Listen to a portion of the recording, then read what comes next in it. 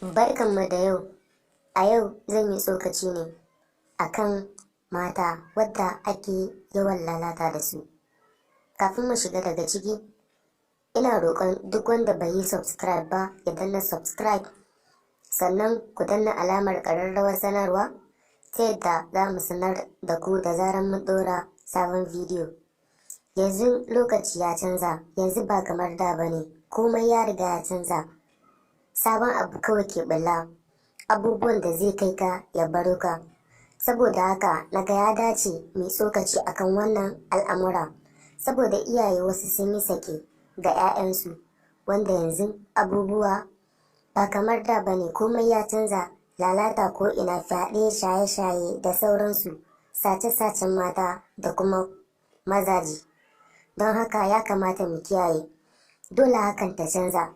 Lallai ya kamata a samu canji, amma shi sauyin ai ba daga sama zai faɗo ba, sauyi daga gare mu zai samu, daga cikinmu zai fito.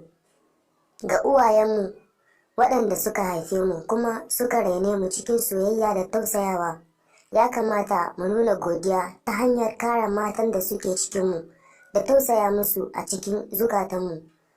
Ba hukunta su kaɗai ya kamata a yi ba, addu'a, lallai addu'a. Sannan gaba ɗaya a koma makaranta, a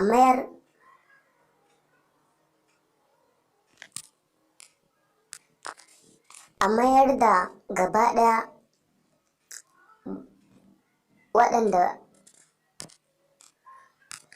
a mayar da marasa tarbiyya kuma bagidajiyar al'umma zuwa makaranta, a koyar da su akan sanin kimar mata da kuma fahimtar sanin tausayin uwaye.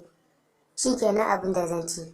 Don Allah ina roƙonku ga duk wanda ya samu wannan bidiyo a wannan tasha mai suna Fasaha TV, muna roƙonku ku danna subscribe, sannan ku danna alamar ƙararrawar sanarwa ta yadda za mu sanar da ku da zarar mun ɗora sabon bidiyo. Don haka kar ku manta ku sharing zuwa ga sauran group WhatsApp da Facebook. Mun gode.